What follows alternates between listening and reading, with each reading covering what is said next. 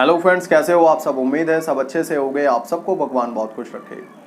दोस्तों, गर्मियां जो हैं वो बढ़ती चली जा रही हैं और एसीज़ में प्रॉब्लम भी बढ़ती चली जा रही हैं। और एसी में सबसे मेन प्रॉब्लम हो जाती है गैस लीकेज की, क्योंकि जब गैस लीक होती है हमारे एसी में तो कूलिंग डाउन हो जाती है और हमें फिर गर्मी लगने लगती है।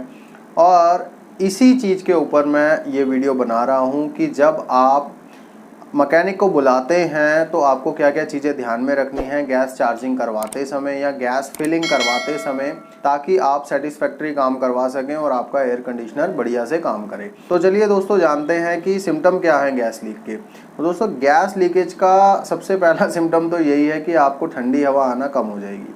तो आपको अगर ठंडी हवा नहीं आ रही है और कंप्रेशर आपका चल रहा है, कंडेंसर का फ़ैन भी चल रहा है, तो चांसेस बढ़ जाते हैं कि आपके एसी में कहीं से गैस लीक हो गई है।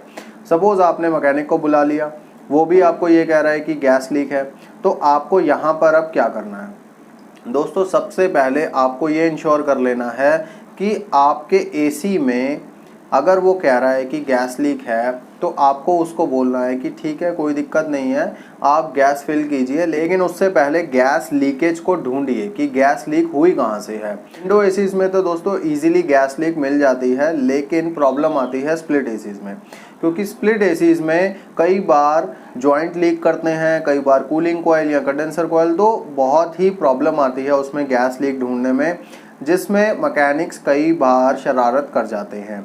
तो आपको ये इंश्योर करना है कि आपके एसी में अगर गैस लीक हुई है तो उस पॉइंट को ढूंढा जाए और उसको रिपेयर करा जाए, उसके बाद ही उसमें गैस डलनी चाहिए।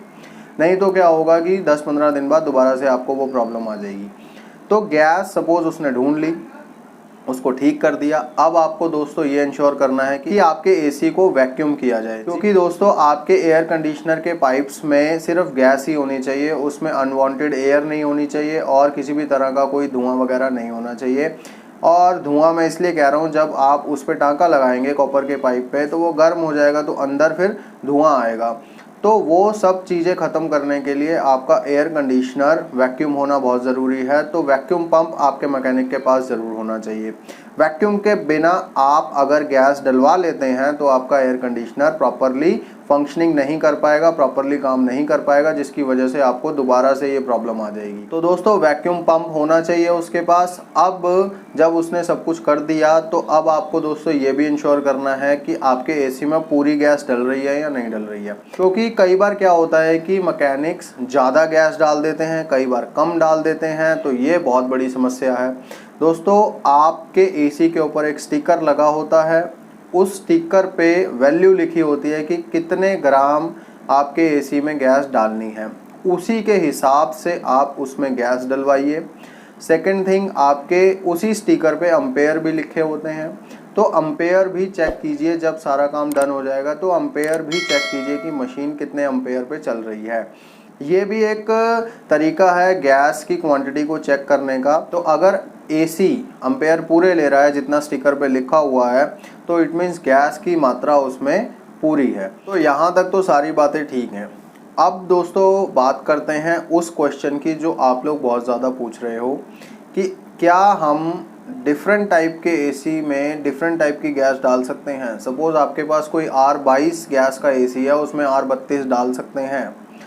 तो यहाँ पर दोस्तों मैं आपको एक बात बिल्कुल क्लियर कर दूँ कि ये क्रॉस मैचिंग आप नहीं कर सकते, क्योंकि दोस्तों गैस जो है वो कंप्रेसर के ऊपर डिपेंड करती है। जो कंप्रेसर्स को डिज़ाइन किया जाता है वो गैस के अकॉर्डिंग किया जाता है। हर गैस का अपना एक प्रेशर होता है, उस प्रेशर को ध्यान में रखते हुए कंप्रेसर की डिज़ाइनिंग की जाती है। अगर आप उसमें डिफरेंट गैस डाल देते हैं तो कंप्रेसर का जो फंक्शनिंग है वो डिस्टर्ब हो जाएगा, जिसकी वजह से आपका एयर कंडीशनर प्रॉब्लम करेगा। उसका कंप्रेसर ख़राब हो सकता है या फिर उसका कंप्रेसर ब्लास्ट हो सकता है। तो दोस्तों, गलत गैस डालना बहुत ही ज़्यादा घातक सिद्ध हो सकता है। अगर आपके मैकेनिक को कोई भी कन्फ्यूज़न है इस बारे में कि इस एसी में कौन सी गैस डलेगी, तो आप उससे काम बिल्कुल भी ना करवाएं। आप किसी अच्छे मैकेनिक के पास जाएं, उससे आपका एसी ठीक कराएं, क्योंकि दोस्तों गैस अगर गलत डल गई आपके एसी में तो आपका एसी ही ख़राब हो सकता है, और उससे भी बड़ा खतरा है जो बम रखा हुआ है घर में, कंप्रेसर फट सकता है दोस्तों। तो ऐसी गलती कभी भी ना होने दें। ये ज़रूर इंश्योर करें जब भी गैस फिल हो रही है कि वो वही गैस लेके आया है या नहीं लेके आया है। अगर आपके एसी पे स्टिकर वगैरह मिट गए हैं तो भी दोस्तों आप ऑनलाइन चेक कर सकते हो कि कौन सी गैस हमारे इस मॉडल में डलती है। वैसे तो इंजीनियर्स को पता ही होता है क्योंकि एक्सपीरियंस्ड होते हैं, लेकिन अब कोई नया नवेला आया है वो कोई ऐसा कांड कर जाए तो हर्जाना आपको भुगतना पड़ेगा। तो आप ही को दोस्तों ये इंश्योर करना है कि आपके एसी में कौन सी गैस डलती है। और एक बात और ध्यान रखें दोस्तों कि जब भी आप गैस का काम कराएं किसी से भी तो उस मैकेनिक से वारंटी या गारंटी की डिमांड करें, क्योंकि कई बार क्या होता है कि गैस भर के मैकेनिक्स चले जाते हैं, उसके 10-12 दिन बाद दोबारा से प्रॉब्लम आ जाती है। तो दोस्तों आप किसी भी मैकेनिक से काम करा रहे हैं, पहली बात तो ये इंश्योर करें कि वो मैकेनिक एक्सपीरियंस्ड हो और वो कॉन्फिडेंट हो अपने काम को लेकर के। और जब आप उसको ये बोलेंगे कि भाई इसकी कोई गारंटी दे, क्योंकि 2500-3000 भाई बहुत मोटा खर्चा आता है गैस चार्जिंग में, तो कुछ तो गारंटी होनी चाहिए ना। तो दोस्तों अगर वो आपको गारंटी नहीं दे रहा है तो आप ये समझ लो कि वो कॉन्फिडेंट नहीं है अपने काम में।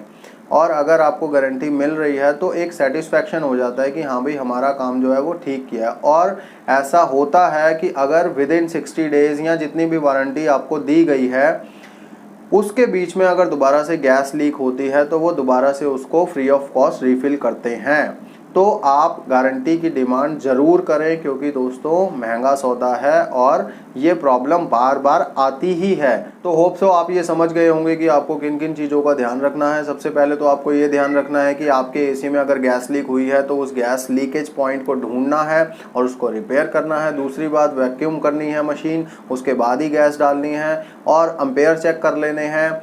और उसके बाद आपको ये भी ध्यान में रखना है कि आपके एसी में जो गैस डल रही है वो वही गैस है जो आपके एसी में डलनी है।